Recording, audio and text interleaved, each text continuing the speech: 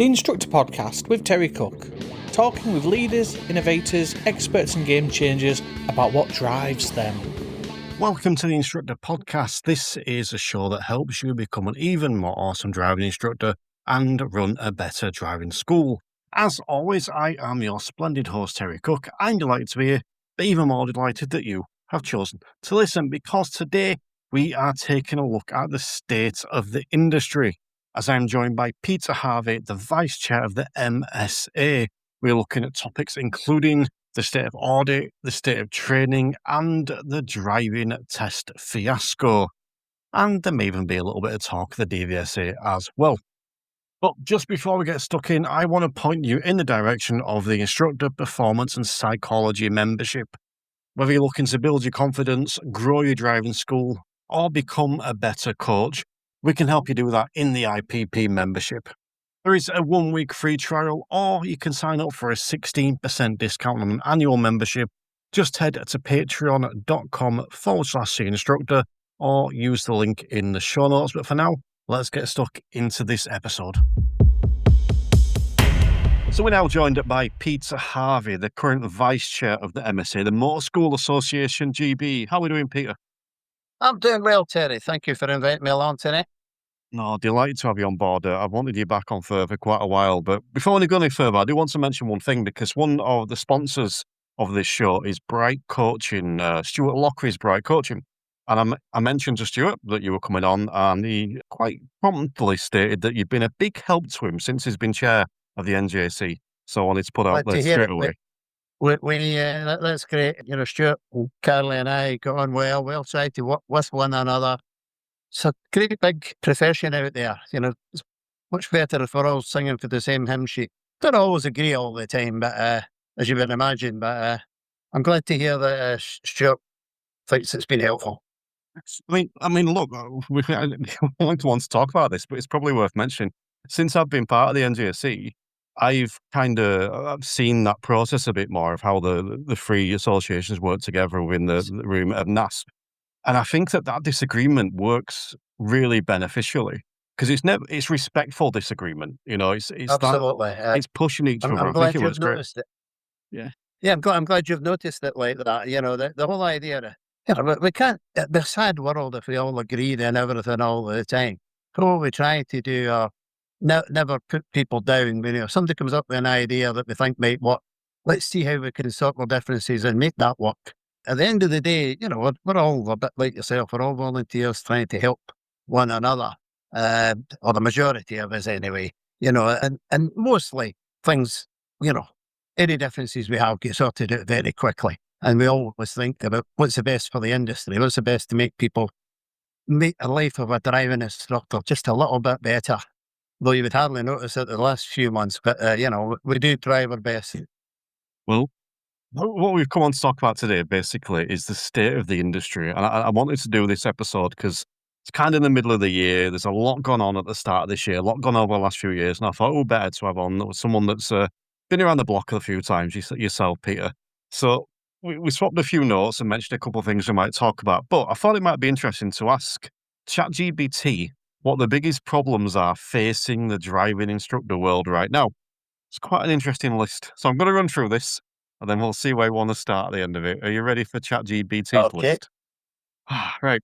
These are the things: driving test waiting times, test booking bots and resellers, learners booking tests before they're ready, the new 2-change limit on test bookings, PDI qualification pressure and Part 3 availability, instructor supply and aging workforce, poor quality instructor training, too much test-focused teaching, not enough post-test / real-world driver development, rising lesson prices and affordability, instructor burnout, poor business skills amongst instructors, social media noise and misinformation, resistance to technology and digital systems, road safety standards for young and novice drivers, graduated driving licenses, professional standards, examiner availability and DVSA capacity.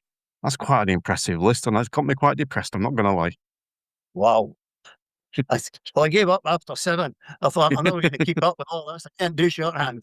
Yeah, I mean, they're all relevant. They're all the things that I hear about on a regular basis. maybe if we kind of start at the bottom and work our way back up a little bit, and if we talk about DVSA, one of the things that, DVSA, so I often sound as if I'm defending DVSA, and I don't really mean it to be that, but there are some things that DVSA just can't do anything about because they are a separate agency and are looked after by Department for Transport.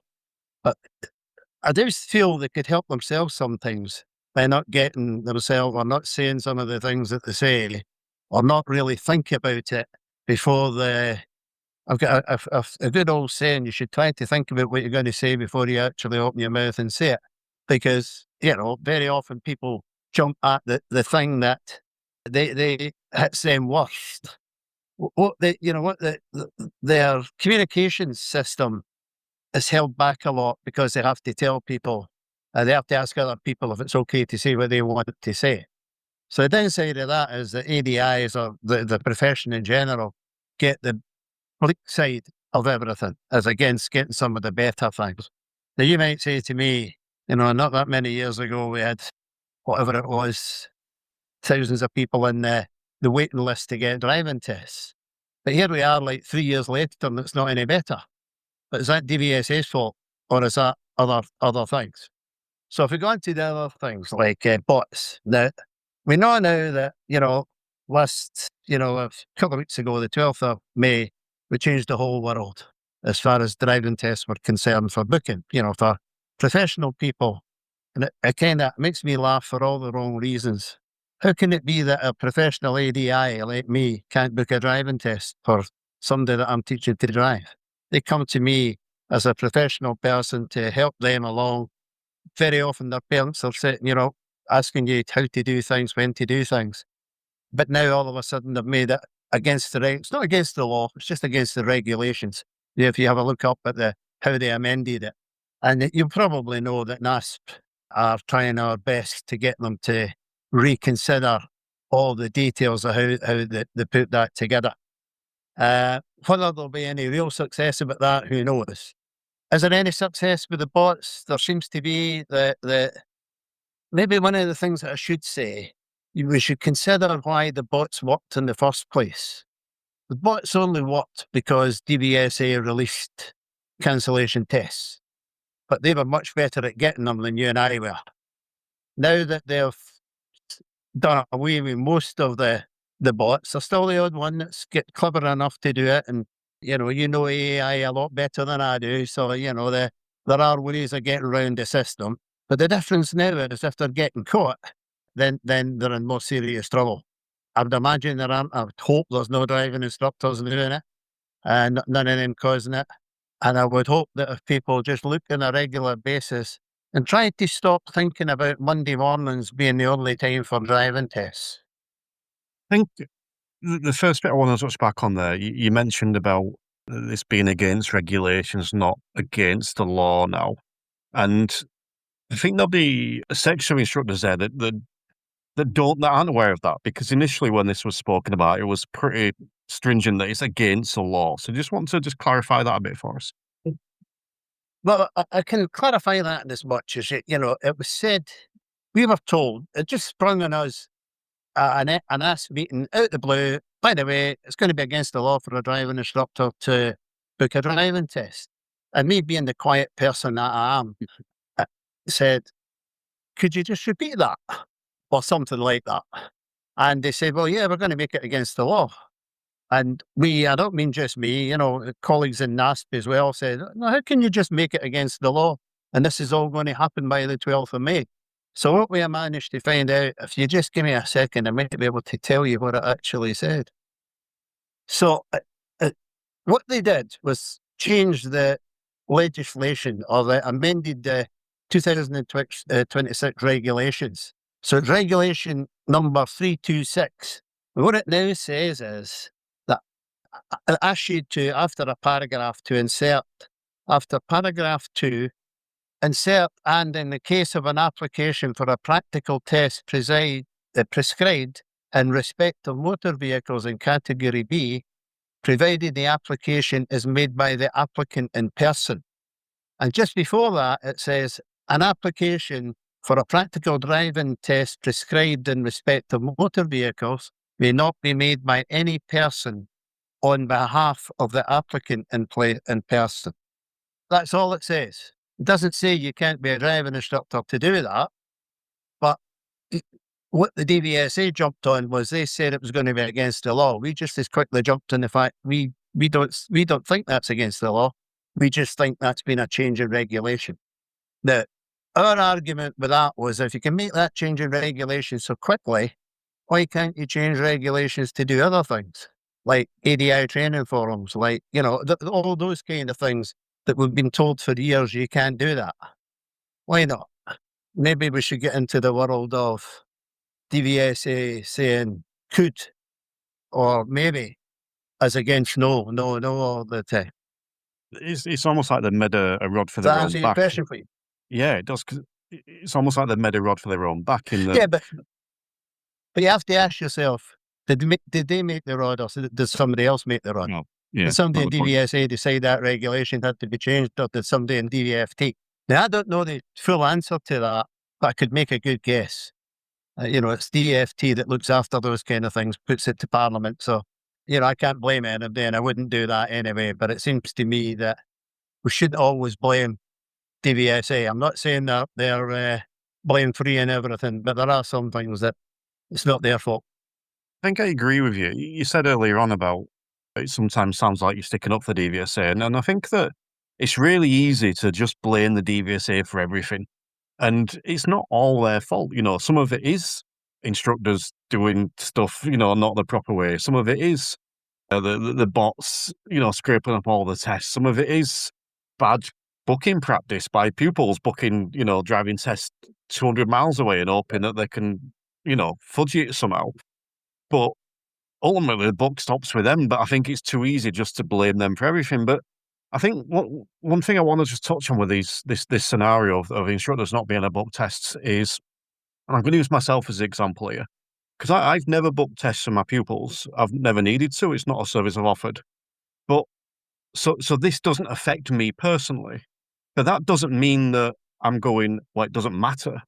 And I think one of the problems that I see is a lot of instructors that have never booked tests going, well, it doesn't affect me, so what does it matter? So I think I'd like to hear from someone from yourself who talks to a lot of instructors. How negatively is this impacting a lot of driving instructors? Well, if I speak to myself, first of all, maybe give you some sort of contrast to yourself. I book all driving tests for our pupils. The reason I do that is pretty self-centered, or I used to do that. We could book the test when we knew the person was going to be ready.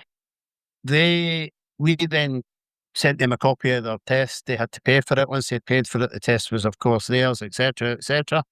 But it meant that if there was somebody not quite ready, you had an opportunity to do what you can do, anybody else can do, and swap two tests. Discuss it with the two candidates. The two of them are quite happy. You can do it. So it made it nice and easy. Now we've all had to go back to the old system. I remember to give your pupil your instructor number. And if they go to book a driving test these days when they're 275,000 in the queue to get a driving test, that's why I said stop doing it on a Monday morning. There are plenty of other times that tests are available now, or there will be more and more as the weeks go on. But one of the things that, to be honest, I've only had, and I could probably count in my two hands how many people have complained about not being able to use the system because they've had to adapt. They do what driving instructors always do over the years. They just fit into the system that's there for them to work. Doesn't mean they like it. Doesn't mean they agree with it. But it's a bit like yourself. You're stuck with it. You just have to do it. Would it be better if we brought it back and under a new system or a better system when the new computer systems installed at DVSA? Who knows what will happen in the future? And I would suspect that that's maybe why it's not against the law. It would just be a change in regulation again if it ever needed to be done. Because who knows what will happen in 5 years' time? Maybe we won't have any waiting lists for driving tests by that time. But in general, I'm not getting a lot, either to myself or via MSA, a lot of people complaining now. But we think that's just because people have got used to the idea. Well, I'm going to ask you a bit of a crystal ball question. Where do you think we'll be at the end of the year in regards to driving test waiting times? Do you reckon it'll be the same, better, or worse? The end of this year. End of this year, yeah. End of this year. My prediction, and this is only my prediction, for the end of this year, you'll hardly notice the difference. I think By I'm the the end same. of next year, December 2027, I think, unless anything drastic happens between now and then, of course, right? DVSA could double in size for all I know. And the unlikely event that's going to happen because the Treasury is not likely to be wanting to spend money when it doesn't have to. I would predict by the end of 2027, we might be somewhere near a 12-week, 14-week waiting list, something like that. If we keep going the way we're going. And it's one of them things, again, we keep knocking DVSA, but once all these bots are stopped and people see that they can book a driving test themselves, one of the things that we've asked for and asked many times is DVSA to just open the door and let tests be available to book. The biggest thing that puts people off is they can't get a test, so panic buying starts. And they've got 10 people trying to book a driving test for them at the same time. Now, we all know that only one person can book a driving test because they've only got one number. But if you just left the booking system open, the DVSA would say, oh, but we might not be able to cope with all of them. Well, then if they're all booked, you can move them later. And then if there are, cancellations, people will find the cancellations and they'll be able to do something with it. But the reason that it gets so long is people just can't get a test. And that's not fair on the pupil, but it's even more unfair on professional driving instructors because it affects their earnings. And I'm sure you know yourself, even though you don't book driving tests or didn't, it's not easy to keep track of people when they keep moving their tests about without asking you first. And I know people would say, oh, if you're professional, they shouldn't do that, but they will. Because in their head, I've passed my theory test, I'm bound to be ready for my driving test. And you and I know that's not always the case. What's interesting actually is that the reason I don't book tests and I never have is kind of the same reason that you said. You kind of said it was a self-centered reason. It's a self-centered reason for me. I just can't be bothered. It's like Can't be bothered. And a lot of instructors have said to me over the years, what if they don't pay? What if they don't come up with the money? I get all that. And, and some driving schools are happy to provide that service. Other driving schools don't. You go to some carry-out shops. Some offer you some services, some don't. It's the same in every profession. You just have to, some people will do it, some people don't. It's just once you've been doing it, it's hard when they take it away from you. That's the problem. Well, I 100% believe it should still be in place. It should be an option for us. And I've started work recently with a disability driving school, and I'm starting to see the problems that's causing in that It really aspect of it. matters. Yeah, it's like it's needed, and it's just it's making it hard for the people that actually have a difficulty with it in the first place. And I don't think that was considered. And it wasn't considered by me because I wasn't experienced with that. And now I'm seeing it firsthand. So it's interesting. That's the interesting thing about it, Terry. You start to see things differently when you hear it from other people, or you because you've never done it doesn't mean you're not interested. It doesn't mean you want to take it away from somebody else. But it's not until it's not there that you realise what good it did for lots of cases. And the SEND category of people learning to drive. A lot of these people need a lot of help to be able to put theory tests up to get organised. And, I'm no expert in that. I'm sure you've had Chris on before. People like that know all the faults and all the problems that go in these things. But yet people don't seem to listen, because they will be in the minority. The amount of driving instructors that actually book tests for pupils are in the minority. But why take it away all the time? It's a bit like going back to the Cat B test. They will just take it away because we want to. You don't think about people's businesses. And there are an awful lot of businesses in our profession that relied wholly on booking tests in advance and being able to do it for them, especially if they do intensive courses, those type of things. Now, we can agree or disagree whether we think they're good or bad. That's not the point. The point is that that's affecting people's businesses, and it's a very harsh decision to make for no real reason. Because This is and I say no real reason, and I say that and not light-heartedly, but because doing what they did will be unlikely to affect the waiting list. Will have no effect in the waiting list. What it'll probably cause initially is more chaos for lots of driving instructors, because people will be finding cancellations themselves because they're available. The cancellations must be there, or the bots wouldn't have got them in the first place. So now people will be finding cancellations and coming to you and say, "Oh, I've got a test for next Tuesday." Well, you think so?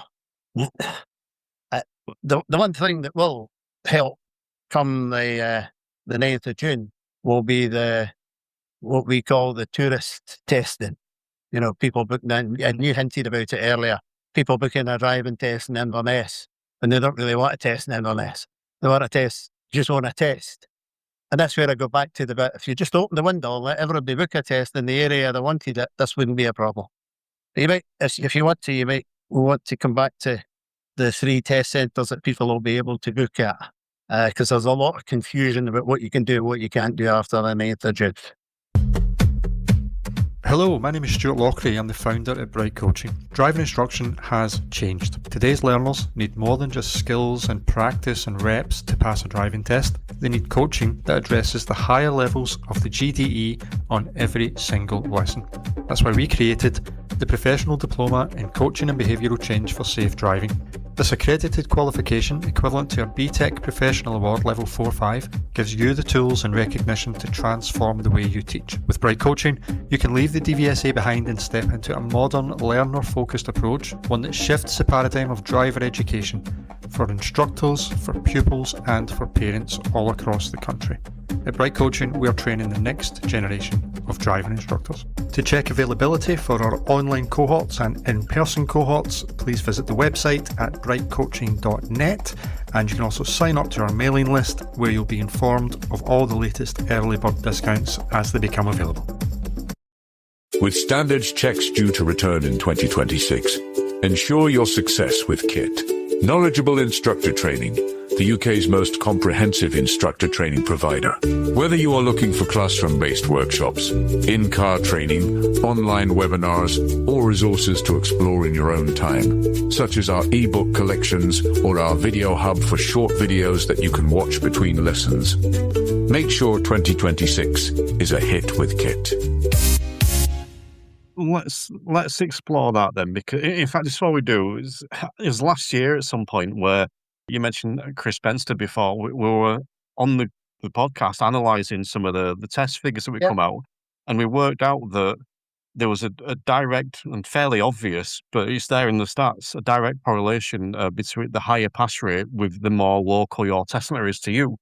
Because, and I'm surmising it, but if you are more familiar with the area, you are going to be more confident. It's not about learning test routes. It's just feel a bit more confident rather than, as you said, me who lives in Just be Leeds, able to driving drive, driving up to Inverness and then try to take a test up there on.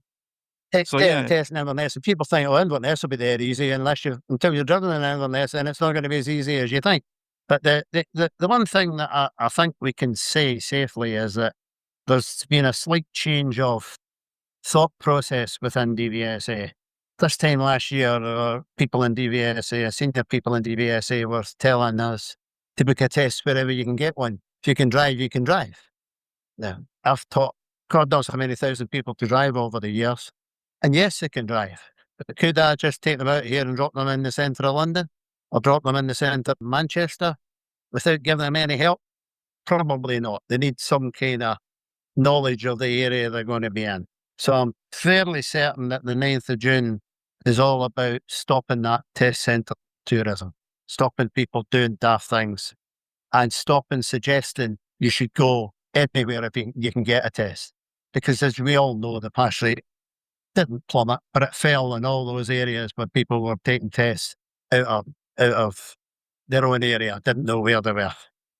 You can even use graduated driving licenses as a contrast there, in that the idea behind a graduated driving license, again, whether we agree or disagree, is that once you pass a test, you're not quite ready to be fully independent in these certain areas. So we're going to support you. And if we look at that driving test, it's like you said, well, you can drive here, but now could you go to London or Inverness or wherever and do it randomly in some way you've never driven before in a completely different environment?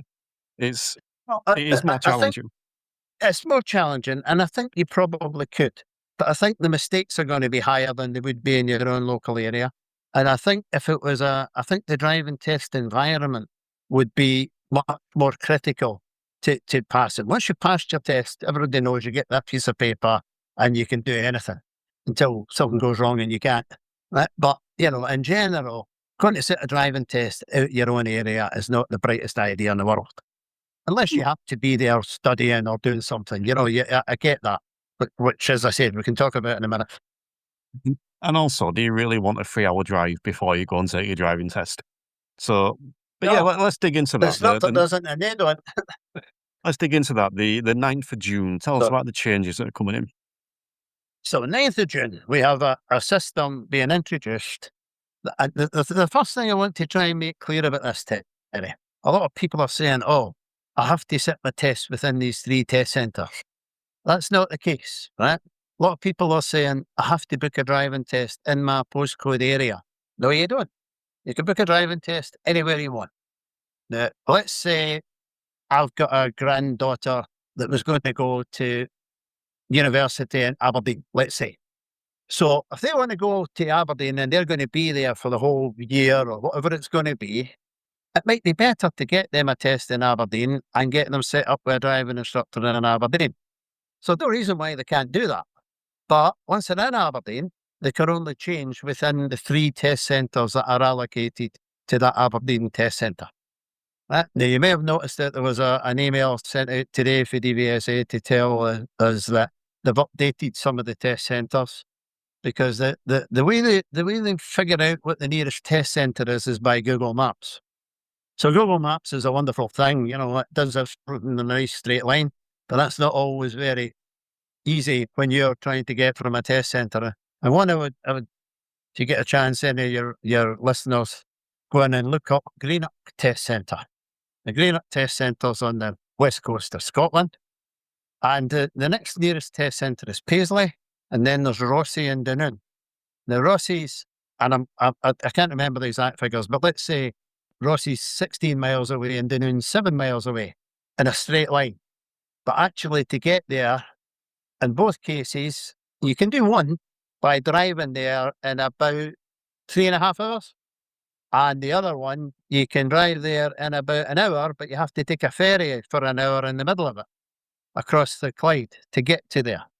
So, I've asked DVSA to look into that and change them. Now they're starting to catch on to a lot of these things. So there's lots of places just now that your listeners will look at and say, oh, that's miles away. I can't go there. They're all going to be sorted before the 9th of June, I'm promised. So the whole idea will be, let's say my local test centre is Paisley, okay? So I'll be able to change pupils within 3 different places in there. So they'll be able to go to either test centre in 2 test centres in Glasgow, basically. They'll be able to go to 2 different test centres in Glasgow. But they'll only be able to change twice. So what we could do is change from, let's say, Paisley to Shield Hall. And then the person decides, I don't really like learning in Shield Hall. It's only a few miles away. It's only 3 or 4 miles away. I don't really like this area. So they could change to the other one, or they could change back to Paisley. So your centre that you book should be the one that you really want to sit your test at. And then look at the other 2 that are going to be available to you. But you only get to do it twice. If you try to do it a 3rd time, you'll be warned that you can only, if you do this, you're going to cancel your test. You won't be able to make that change. So you're stuck with the last one that you pick, whatever that might be. Do you think that's right or wrong? I think DVSA have to do something about stopping tourism and stop people booking tests all over the place. And I think that when it comes in, will have a bit of an effect on cancellations and waiting times, because people will have to go where they want to go and book a test in the right place. But I hope that kind of clears that up for any of your listeners, that they can book anywhere they want if they happen to be away for a reason. But if they want to come out of that area, and let's say it was Paisley, but they wanted to change and go to Aberdeen, they have to cancel the test, then rebook for Aberdeen. Makes sense. Okay. So that once it comes in the 9th of June, up to the 9th of June, they can move about as they're doing just now. only choice, of course. But after that, they have to make a decision, right? I'm either going to sit it here, I'm going to cancel it and take it again. And of course, the thing to remember for yourself and for anybody listening, they may look at another test centre that's not too far away from them because they happen to have friends, relatives, or they live, or they're studying there. That might have a shorter waiting list than the place they booked in the first place. So it'd be advantageous for them to cancel that test and book another one. So it'll actually work for them because they'll get it quicker if it's an area that it's not so busy. But the problem with that, DVSA won't have examiners sitting about with very short waiting lists. They'll move them out to other places to keep them busy. Get the waiting list down, of course. Yeah, I think I quite like that. But I think that the problem seems to me, again, it seems to be the communication aspect, because if we look back at what you said at the start of this conversation about how the DVSA just threw this upon you, it's like, imagine if they'd have came to you and said, we've got this idea, what are your thoughts on this? How can we implement this? And same with the test tourism, this that we've just spoke about there.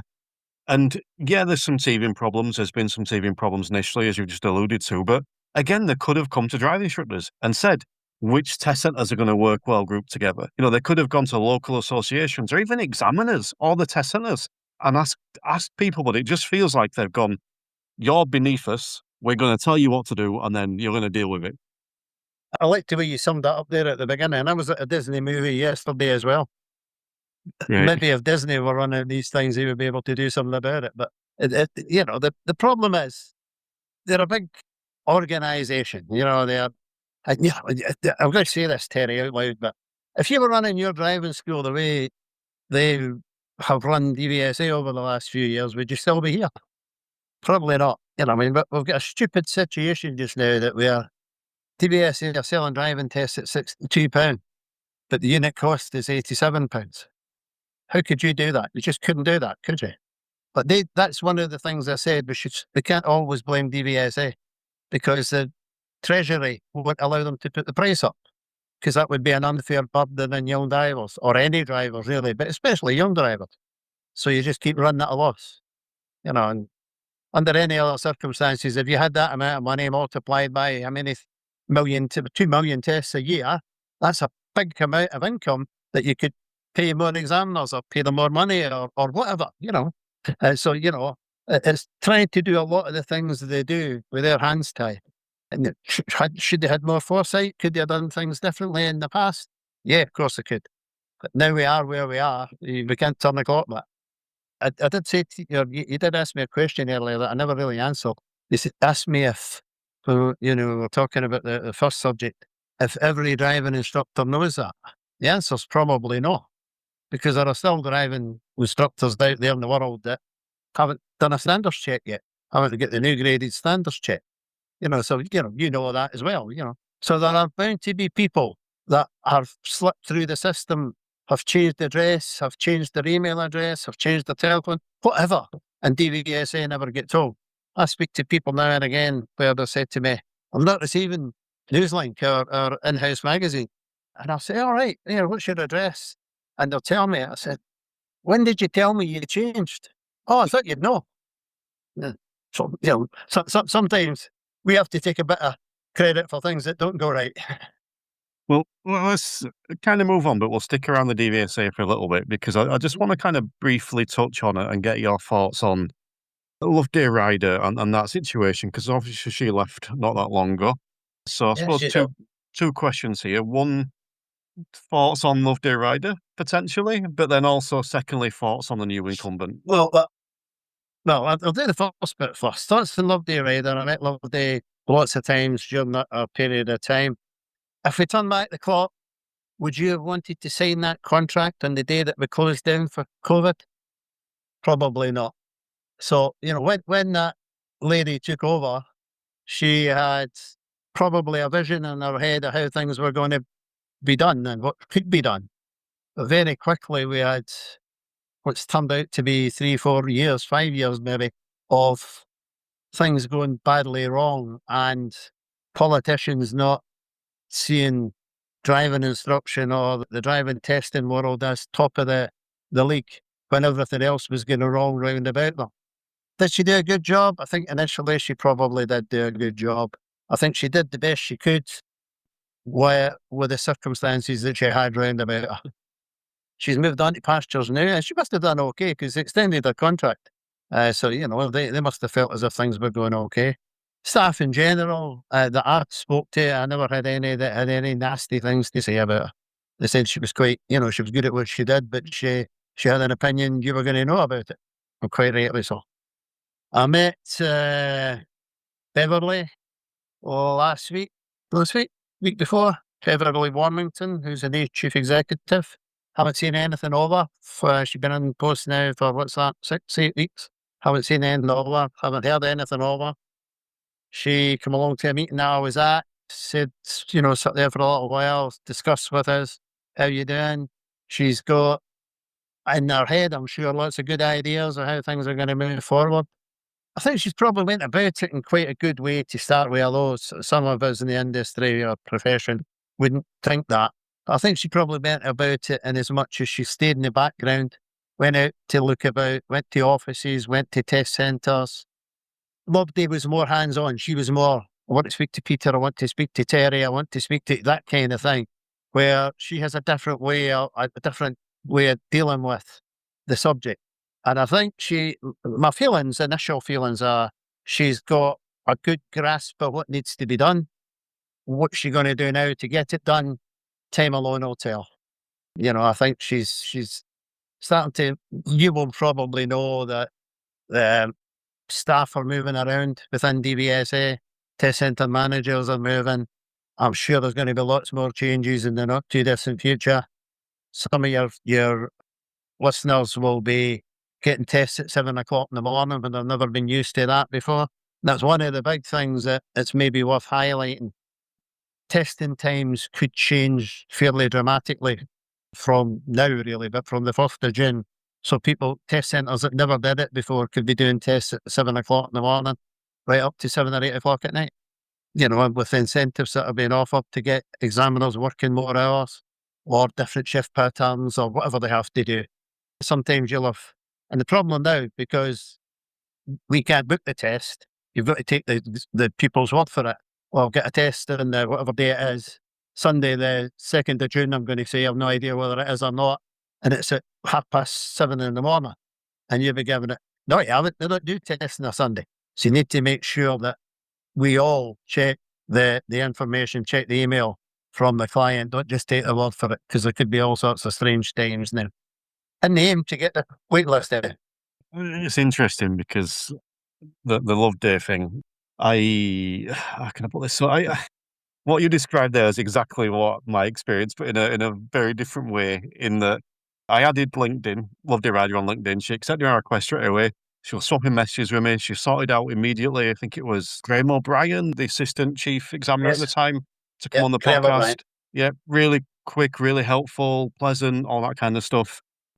Beverly has yet to accept my request. So I've had the exact same experience. I think, and we were kind of, but the same thing goes. I mean, I've sat down around the table with loads of ministers, and in recent years, it sounds a terrible thing to say, but ministers don't last long enough to have a meeting with them anymore. But, who knows what's going to happen this time round. We always ask for a meeting. Sometimes they say yes, sometimes they don't. Meeting with a minister sounds like a great thing to do, but when you're sitting down around the table with a minister and the civil servant sitting beside them, they'll saying you can't say that, or yes, you can say this, or you can't, those kind of things. And, who can blame them for that? Because they're not at the coalface. They're not doing that part of the job every day. They've just got to rely on the civil servants to give them the information. And I've got to rely on the civil servant giving them the right information. Yeah, and I don't know. I find it interesting. It kind of felt like a microcosm of what you were talking about.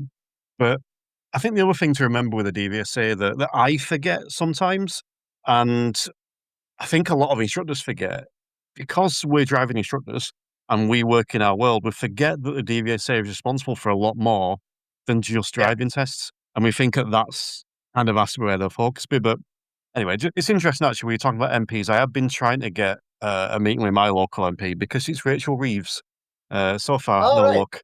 I thought that would be quite interesting. But But again, just Well, keeping with the one bit, oh, sorry, the one bit of help I would give you for that, or any of your listeners, if the major thing to do with MPs is just keep writing to them.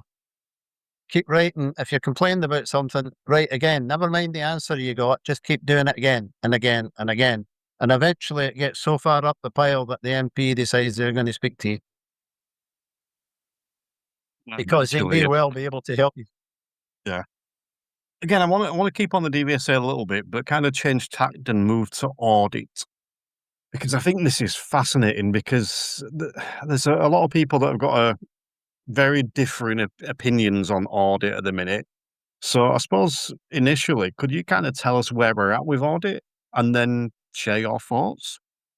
Yeah. Can I turn that round on you? Where do you think we should be in audit? That's it. So I think there should be something. I think there should be something there for driving instructors that says you have qualified to train other instructors. I don't think it should be voluntary, because it kind of defeats the purpose of it. An audit is obviously voluntary at the minute. So for me, I think the whole thing needs a complete overhaul. I think that the way it is now isn't good enough in terms of it being voluntary, in the way that, anyone can teach anyone to drive. Pretty much anyone can teach anyone to be an instructor. That's lowering standards consistently. I also think with the way it is now, that the fact that they shut it down, it does provide an almost an unfair and an unlevel playing field, in that there are some really good trainers out there who would love to be on the audit register but can't, and they are getting the DVSA in occasions by email, and even some examiners still are recommending audit trainers, when it's not the people that can't get audits' fault that they can't get an audit. So it's created an unlevel playing field there. So for me, I think the whole thing just needs having a complete overhaul and becoming a mandatory thing, so that you can only train driving instructors if you have achieved this, whatever it happens to be. Okay. I'm glad I asked, because I agree with you. We started off by saying we don't want to. Yeah. No, I totally agree with what you said there. The only thing, see, one of my problems with mandatory in anything is, I think we should have a mandatory code of practice or conduct. I think we should have mandatory audit. I think we should have, things that are like that should be mandatory. People shouldn't be able to escape that. If you want to teach people to be a driving instructor, you should have a qualification that says, and it's a good qualification that says you're able to do that, and you've proved you're able to do that, and it's probably going to cost you a bit more money to do that. So I'm all for that. What I've always been a bit against with audit is, and anybody that doesn't know, it's the official register of driving instructor trainers. It's always been left very loose. And some people would say, and there may be people that will listen that say, I wouldn't go in audit because I've seen so many bad ones. But then there's bad things in everything, If people have taken the time to go on to audit, now that things have changed a bit in how they're done, if the pandemic hadn't came along, audit would have been a lot further forward than it is just now, or it would have been updated. But because nothing's been able to be done for the last probably 3 years now, and of course the downside of that is that people can't get on the register if they want to, so that makes unfair competition for the ones that are already on it. But it doesn't say the ones that are on it are keeping up the standards they should be either. Just like none of us are getting standards checks. Now, maybe we shouldn't say too much about that, because that might all change tomorrow. Who knows what's going to happen next? But, DVSA at the moment haven't got enough staff to do their core jobs without anything else. What I can tell you is that there are discussions ongoing with ORDIT, or with DVSA about ORDIT. Do I think ORDIT needs to be replaced? Yes, I think it does. I think it needs to gain credibility from making a brand new system. Whether that's a change of name or how we do that, I think it should be, that people should be able to prove their standards. Do I think it has to be run by DVSA? I'm not convinced that DVSA are the only people that can do it. I think it could be done with other people in the profession. Other organisations in the profession could get together and could do it like they used to do with the fleet register and the LGV and all those kind of things. All of those things should be looked at now. I think we're in a state that we can't blame, we don't have examiners anymore. Well, if we don't have examiners, farm it out to somewhere else that can get it working again, get the profession back into a proper profession where people are adhering to standards and trying to keep up good standards. I'm all for increasing standards. There's 44,500 driving instructors out there. A lot of them are very happy with how they're doing. They've got a good business, they're doing well, they're producing good standards, they're producing good tests. People pass rate at test centres, and they're doing fine. You know as well as I do that the biggest majority of people are happy to do that, and they'll take the odd bit of training to help them along. And I think that's okay. But I think the people who are going to be training driving instructors, train the trainers, need to be at a higher standard and consistently higher, and looking, getting their training up to a regime, if you like, that's respected more than it is at the moment. Now, there'll be a bit of kickback about that at the beginning, I'm sure, when people start to talk about it. But, everyone has to start someplace. We have to be thinking about how we're going to do that, how we're going to make it work. And is this better for the profession, or is it just better for a few people who want to be better? What we need to try and do is get that balance that allows everybody that wants to be a trainer a way of getting there. So we do it in, I don't know, maybe there's 3 parts to do it or something like that. I haven't really given it that much thought yet, but we're going to start to do that fairly soon. I kind of almost want to talk directly to the listeners for a second, because I think people have heard the passion almost from you and myself talking about this subject, but I don't talk about it that much in that way, because I feel like this is the box we're in. It's a DVSA's game, and we've got to play by their rules. Even though we've got associations such as the MSA, DIA, NJC, it's their game. We're playing by their rules. So, yeah, I'm not going to get recommended by an examiner. I'm not going to get recommended in emails from the DVSA because I'm not audit registered. But that doesn't mean I can't do other things. It doesn't mean I can't promote myself in other ways. So I think that there's got to be a balance there between complaining and actually being proactive and putting yourself out there. And I think that's something that I'm seeing a lot of in the industry as well, is people just complaining and not actually doing what they can do. Are you kind of coming across that as well, Peter, do you think? I come across that a lot of the time. And, what I try to do, people usually, I kind of put in my way here. I listen to complaints because sometimes it takes a lot of courage to stand up and say something against DVSA or any other organisation for that matter. So I never kind of pull off, people that raise their head above the parapet and say, listen, Peter, I was thinking about this or that or the other. I think that's great. I think you have to be realistic, but and not give people expectations that you maybe never be able to achieve. But everybody can be a little bit better if they just try a little harder or they take the training courses. One of the things that goes wrong, and as well as I do, people just see pound signs very often. And they either see pound signs because that's an awful lot of money for a course at whatever it is, 150 quid or something like that, or it's 150 quid and I lose a day's takings as well. But then maybe we need to train them to be better business people at the same time. So it's possible to do that, and that 150 quid you spend is going to be tax deductible anyway, those kind of things. So you're getting the best of both worlds. You get a day off, you get to mix with your colleagues or professional friends at a course or a training course or whatever it is, and you get the benefit of all that networking at the same time. So maybe we have to try and encourage people more. And to be honest, I think it's because we live in a very insular world. Most driving instructors, the biggest majority by far, work on their own. And then you get the DVSA saying to you things like, get someone else to do a mock test for you. Most instructors wouldn't dream of asking another instructor to sit in their car, because first of all, we don't know them well enough and all those kind of things. So I think there's a lot of things that we could do to make life better for the profession, which in turn would help road safety, because we'd all be a little better at what we do. But, whether we would ever get compulsory training trainers, that's something that I'm not sure you'll get for this government, but who knows what will happen in the future. Doesn't mean we won't, but there's no harm in trying. But there has to be something that's better than the system that we have with ORDIT just now, where if you think you're the best, you get on there, that makes you the best, and you can charge what you like. And really, there's no standard being checked just now. There was at the beginning, but now there's not. Maybe we need to look at how it was set up in the first place, and then think about how we can get a derivative from that makes it a proper training, and talk to the industry about it at the same time.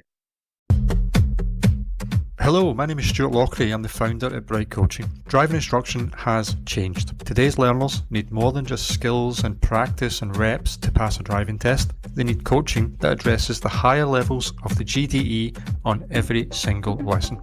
That's why we created the Professional Diploma in Coaching and Behavioural Change for Safe Driving. This accredited qualification, equivalent to a BTEC Professional Award Level 4-5, gives you the tools and recognition to transform the way you teach. With Bright Coaching, you can leave the DVSA behind and step into a modern, learner-focused approach, one that shifts the paradigm of driver education for instructors, for pupils, and for parents all across the country. At Bright Coaching, we are training the next generation of driving instructors. To check availability for our online cohorts and in-person cohorts, please visit the website at brightcoaching.net, and you can also sign up to our mailing list where you'll be informed of all the latest early bird discounts as they become available. Worried about your Part 3 or standards check? Can't seem to get it right? Knowledgeable Instructor Training have the kit that you need. Classroom-based CCL workshops, our 2-day in-car rescue kit, and our video hub are specifically designed to not only help you to pass the tests, but to also give you what you need to deliver great CCL lessons. Whatever it is, that is the missing bit. Knowledgeable Instructor Training has the kit for you. Audit aside, in your opinion, what are the problems with instructor training right now? So I suppose we can look at that from the instructor standpoint of the training that's taking place, but also the DVSA standpoint and how they regulate. What are the problems there? Well, one of the major problems with training just now is, in my opinion, it's so wide and diverse. There are so many different types of training courses out there that I think, and maybe this is unfair to say this, I don't mean any disrespect to any of your listeners, but I think a lot of training courses put a lot of people off because they think, I'll never be able to do that. I'll never be able to achieve that. Because as they come into this profession, they've hardly ever done any training. And all the new people that are coming in now, I must admit, never gobsmacks me all the time. I speak to people and they say to me, so what CPD do you have to do in this industry? I'll say, well, none. If you don't want to, you don't have to do any. And they've usually came from backgrounds that they're doing CPD every month or every week or every 2 or whatever it is. They just don't get it. And reality is, the way we are just now, Terry, anybody who became a driving instructor 40 years ago might never have lifted a highway code from that day to this, because there's nothing to make them do that. Absolutely nothing. So, we need to find something that encourages people to want to be better, other than just, and I think some of the way that we sell it, as I said at the beginning, frightens people a bit. They think, I'll never be able to achieve that. So we maybe have to have, I don't know, an old-fashioned way of doing things, taster courses, to let people have a little try at things, to see, even if it's online to start with, is this something I really like to get into? It's one of the things that really concerns me just now. We have people becoming ADIs and they're setting up training ADIs immediately. Now, some people might say, well, that's a great thing because they've just passed, they know exactly what they're doing. Yeah, they do know how to pass the test, but they don't have any experience in lifelong learning or teaching people when things are wrong. The basic getting through at Part 3 these days is not easy because the pass rate's so low, but is that because the training's not so great either? Can we blame just the students for that all the time? It's interesting. I don't think I'd ever considered it from that point before, of people potentially looking at either the training to become an instructor or some of the courses that are available and thinking it's beyond them. I'm trying to look back now to when I joined about 10 years ago, and I started with Red Driving School, and it was very much, come with us, you'll pass no problem. Yeah. And, of course you will, yeah. I think there needs You're to the be best instructor today. I think there needs to be a middle ground, because I don't think that's the right approach of with us, you'll pass no problem. But I suppose there is that idea of we can almost make it too daunting, too scary. But I think the other thing, I'm curious to ask you quite this direct question. Is there too much focus on standards check and part 3 training? Yeah, it was out there. People and people at the moment are probably not taking a lot of training because there are no standards checks. Oh, that's not true. There are some standards checks, but I don't mean this to sound as bad as it may sound, but there are standards checks because there is a reason to give that person a standards check. Something's happened.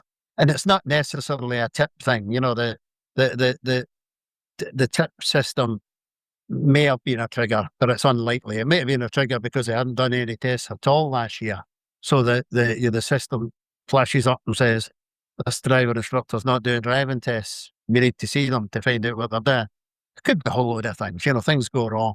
Could be special needs teachers that don't always have the greatest first-time pass rate.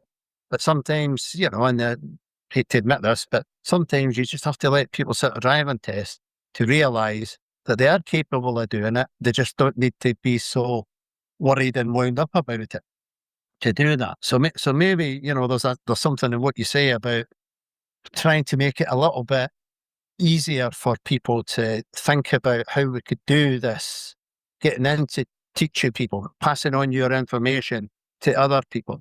But as I said, because we're all living in an insular world, anything that you do outside that is really difficult. It's a bit like, and I'm not sure I'm allowed to talk about this, but MSA conferences. People often say to me, should I come along? I've never done that before. I don't know. I've never met, come along and give it a try. What have you got to lose?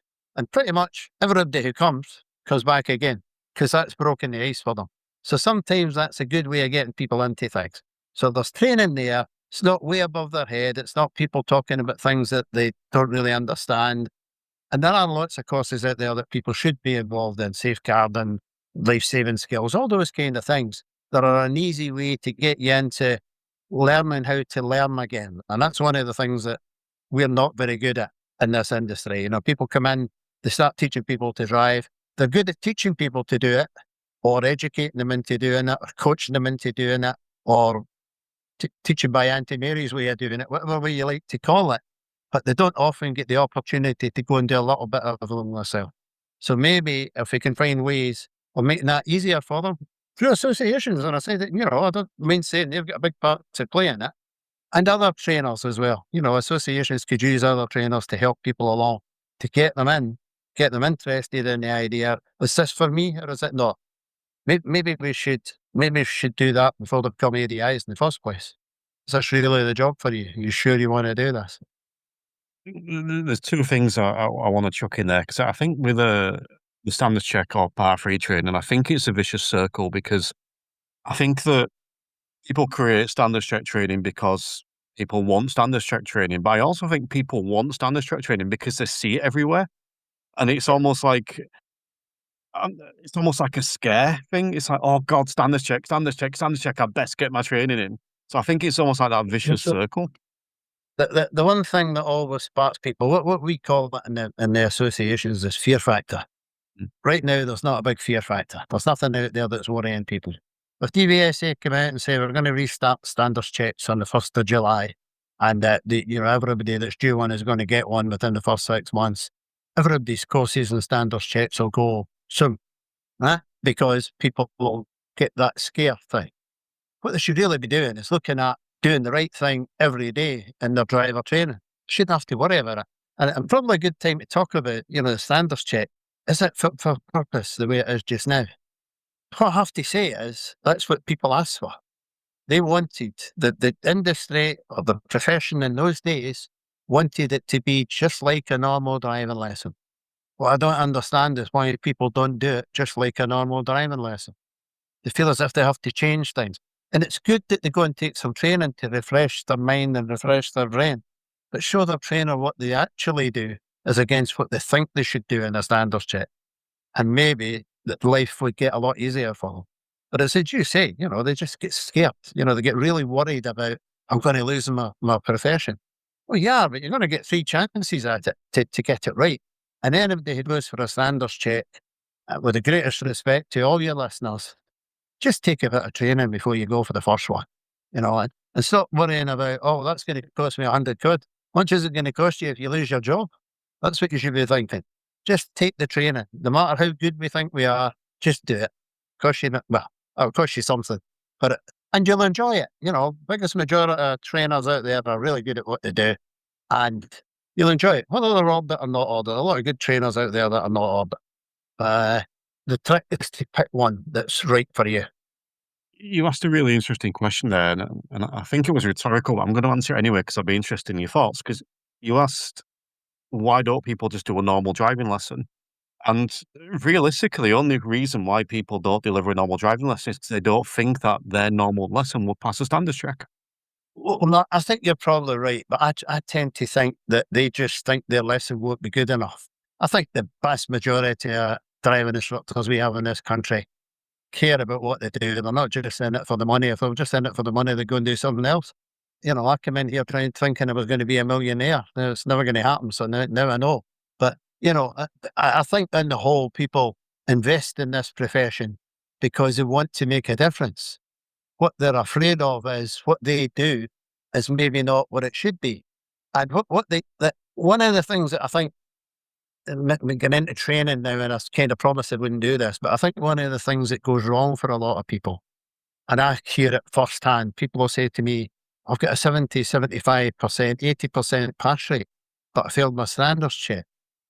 The logic behind that, or the way that happens, is people pass a driving test getting away with things that you shouldn't get away with in a Part 3. So I'm going to give you a daft example. So we're teaching reverse parking. Let's say we're not going to do that in the standard check anyway, but let's see, that's the example. We reverse in, and on the test, the candidate doesn't hit the curb, but they don't straighten the wheels. So that's okay. Probably not even a driver error. Might be if they touch the curb or something first, but probably not even a driver error. If they do that in the Part 3, that would be looked upon as not completing the manoeuvre properly. So that's going to be getting marked down. It's maybe not going to be a fail, but it's going to get marked down. That's just one example, right? You can imagine there are hundreds of other things that happen that in normal driving that we allow to happen because it's safe and it's fine, and it's, they're going to sit a driving test. Can this person drive a car properly, safely, without causing any dangers? Yes. Does that mean they get away with it? And you can see that when people sit the Part 2. They imagine they're going to sit the same driving test as they do if they don't take any training first, and then they go to sit a Part 2, and wow, this is a whole lot different. And that's where it all goes wrong. So I think people get a bit lax is maybe the way to put it. You get into a way of doing it. You know if people are passing. Wee bit of advice for everybody. Have a look at your test centre records. Take a note of every test you take. See how many driver errors you're getting. It's all very well saying that people pass. But if they get 3, 4 or 5 driver errors, are those driver errors showing up in the same place all the time? If they are, they're the things you need to be thinking about, and you need to be sorting out before you do your standards check. This is not meant to turn into a standards check lesson. Always welcome, but I must say one of my favourite things whenever I get a Scotsman on is when they say a wee bit of advice for everyone. It's always a highlight. I want to just come back to something you mentioned earlier, because we kind of glossed over it a little bit, and it's changing tact, but it's coming back to the code of practice. You mentioned the code of practice earlier. There's some potential changes coming to this, or some amendments. Do you want to just tell us a little bit about this? Yeah, of course I will. So the code of practice is being revisited. So it should be. It's 10, 11 years since MD last looked at it. So it needs modernised, and there's work going on just now, and I'm not telling any secrets when I say this. I'm sure most people in the profession know. Things like safeguarding, how you behave in social media, mobile devices, in the vehicle, making sure you be amazed. You maybe wouldn't be amazed, but you should be amazed at the amount of driving instructors that get caught using mobile devices, either iPads or iPhones or any other make for that matter, during a driving test, because they don't realise that that's against the law. The people say, but I'm only marking down a mock test. Examiners do it, but examiners are exempt from the law, and that candidate's driving the car as the examiner doesn't, he does have a full license, but they don't have to have that. They're exempt for that regulation. So they're allowed to do that, but we're not. And I defend lots of people that have come, had 6 penalty points in the ADI register once they take them off. So it's been decided that the code of practice should be updated a bit, and that's one of the things that they'll highlight a fair bit in there. Things that I think people might be. It's not going to be compulsory. At least I don't think it's going to be compulsory. I don't think this government's going to allow that to happen. So I think you're going to see a lot more should and must in the code of practice. But I think, and this is just me speaking out of turn a bit now, but I think if it's going to have any teeth at all, DVSA will need to find a way of making it part of the regulations of being a driving instructor. If you don't adhere to the code of practice, or you don't sign up to the code of practice or the code of conduct, then you can't be a driving instructor. Now, I'm not sure that's going to happen, but if we spoke about ORDIT earlier, how that should be, maybe if we're all going to behave properly and we're all going to stick to the same syllabus, that would be a step forward. Give a bit more credibility in the profession. It would make more people say, right, I need to think about what I'm doing. Things like, having terms of business, where you hand them out to your candidate. Do we think that's a good thing? Do we think that's a bad thing? Those kind of things. But I think there will be general updates over 10 years. What didn't happen 10 years ago does happen now. And if you think about it, you and I, 25 years ago, who would have thought you and I would be walking about with a mini computer in your pocket everywhere you go? So times have changed. So the code of practice I keep calling it code of practice. The code of conduct has to change as well. You think that there is an issue with professionalism in our industry? Do you think that there was an issue? That's a good question. Now we're into I'm going to answer that. One. Yeah, I know. I'm going to answer that in my view. I think most people in this industry try hard to be professionals. I think they set out with to become a driving instructor, and they want to earn money and they want to make their life better, but they genuinely want to make a difference. I think what happens to them often is that they get into a little cocoon and they see what they're doing on a daily basis as good. I think the ones that become unprofessional are the ones that push things too far. They have, and again, I don't know who's going to be listening to this, but people who have relationships with their pupils, or people who have lots of social media contact direct with their pupils, I think that probably lets them down a little bit as far as professionalism is concerned. I think we should all try to, if you go in and shop in Marks and Spencer's, you don't expect to be chatting and taking photographs of the person that's serving you at the same time. So I think, a lot of that lets down the profession a little bit. But I think genuinely, being honest, the biggest majority of driving instructors try really hard to be good at what they do. Some, like in any industry, are not. They're only in it for the money. They don't care. But maybe they're just good business people. They don't care about pass rates. They just care about earning money. I don't see them as professionals. But all the rest, the vast majority, I think, are. I think that's a great answer. I really do. The problem is, as with anything, is that the ones that maybe aren't as professional are more visible often. So that small minority is often more visible than the majority. But you used a phrase there that really struck me, and it was pushing it too far. And it just brought back a weird, I'm going to say a weird analogy for me that I was talking about with someone the other day, which is wrestling, WWF wrestling. Because you used to talk about the characters on wrestling. The best characters are always playing themselves with the volume turned up. And I look at a lot of instructors on TikTok, and that's what they do. They just turn their own personality up. They turn up and push it too far with certain things, and they'll make comments like, you should be allowed to drive and text at the same time. It's just a few people that have spoiled it for us. They'll make those sort of comments because guess what that's going to do? It's going to get loads of views and loads of comments and loads of likes, and then that's where they earn money. As you said, because good business people, and good business people don't necessarily have green badges. they're earning money from social media.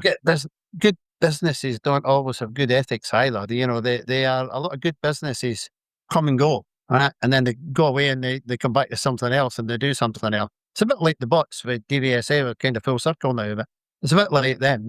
When they get shut down, they'll find another way and they'll find another way until they can't find another way. Then they'll go and annoy another profession and do something else somewhere else. But, I don't think we should stick everybody in the same boat there. I think the ones that are trying hard deserve a little bit of credit now and again. This profession, life's far too hard for most of them to start with. But one of the things that they need to try and do is get an even balance of it. They charge what they charge, that's their business. But they need to try and get a work-life balance that helps them be more professional at the same time. Because a little bit of time off just puts a lot more back into what you're going to do when you're doing the job every day. But the ones that are dragging us all down, we get slowly but surely they disappear. The last question I want to ask you, unless there's anything else you want to touch on, is based off something I'm seeing and hearing a lot on social media and through conversations with instructors, which is instructors saying that instructors are being blamed for everything right now. They're being blamed for the DVSA, for the backlog. They're being blamed for test failures. They're being blamed for, you mentioned safeguarding before. Everything is being blamed on us. So is it? Is it true? Is it being blamed on us, or is that just a perception? I think mainly it's a perception. I don't generally find staff at DVSA pointing the finger at instructors. They point the fingers at the instructors you were talking about a minute ago that are causing the problems and kind of dragging the profession down while they're doing it. I don't generally feel that. They are one of the things that goes wrong a lot with DVSA is the comms that they send out. They always have to be cleared by other people, and they are always very kind of to the point and cutting to the bone. Where when people read it, they think, "Oh, they're having a go at me again." Well, they're not having a go at you. They're just asking you not to do some of the things that are causing this. But because you're ranked to 44,000 driving instructors and nearly 6,000 trainees, 50,000 people, you've got to try and find a way that balances it up for everybody. And sometimes they're not very good at that. So they issue an apology. And he asked me about a previous chief exec. I think that probably has toned down a bit now that they have moved on to somebody else and looking at how they do things. So I'm hoping that common sense is starting to prevail. Do I think it's the instructor's fault? No, I don't. I think the instructors are stuck with a system that you're making the best that you can. If you can't get a driving test and your candidate wants a driving test, that's just the worst thing in the world. I've been teaching people for an awful long time. And for what it's worth, just to give people a bit of a laugh before we do finish, when I started doing this job, on your first lesson, I sat and filled in an application form for people for their driving test. We did that at the end of the lesson and we sent it away. And the driving test would have been between 9 and 10 months away, unless you lived in the Met. If you lived in the Met, it was 14 months away. Nobody cared. It was fine. But we live in what I call the Amazon world now. You do something today, and especially younger people, you buy something today, you want it to be there tomorrow. And it's just not like that. And people compare it to the theory test very often. But the theory test is run by a different organisation. They've already contracted that out. Why don't we contract some of the other things out as well? But I'm not in the business of blaming instructors. There's an odd bad apple, but in whole, it's not like that at all. And DVSA know that. They don't get away with that. Either myself or Stuart or Carly, for that matter. We don't sit back and let them say things like that. And if they did, you'd be the first to know. And I know that the media makes it sound a bit bad sometimes, but they're not blaming you. And, pass rates. During my time as an instructor, making driving instructors better has happened 4 or 5 times now. So they've made me a much better instructor 5 times over. Only question I would ask you to ask yourself is the pass rate get any better during any of those times? Let's leave that one hanging. Is there anything else you want to touch on today, Peter? Not really. It's been really, really good. I thoroughly enjoyed it. I hope we've answered all the questions. I'm not sure we get down all your list, but we've done quite a lot of them. We did speak about the two changing, didn't we? The only thing I was a bit, I cut on to very quickly, that you said aging workforce and looked at me at the same time. To be fair, I was looking at myself on the screen there because I'm not At the getting same any time, I younger. know, I'm only joking. But, you know, I hope your listeners have enjoyed it. If any of them are interested in joining a trade association and they haven't done it before, msagb.com. Just click on there, all the information you need. The one thing that we try to do is make sure that we keep people up to date. We have an app as well. Keeps you all the information you might need as you're going along. As anything comes out, we put it on the app first. And the other big thing that a lot of people need these days is professional indemnity and Public liability, that one. yeah, it's public liability and professional indemnity insurance included in the cost. We don't ask people to buy it separately. And the only reason we do that is so that you never think, am I covered, am I not? As long as you remember, you're covered. Excellent. Well, there'll be links for that in the show notes as well, or just check out the website. Just remind us of the website again, Peter. www.msagb.com. Thank you. And a big thank you to joining me today. It's been really interesting. We potentially agreed a little bit too much, but there's definitely been some fresh perspective from me there. So thank you for coming along. Good. Pleasure to be here. Thank you very much, Terry. The Instructor Podcast with Terry Cook, talking with leaders, innovators, experts and game changers about what drives them.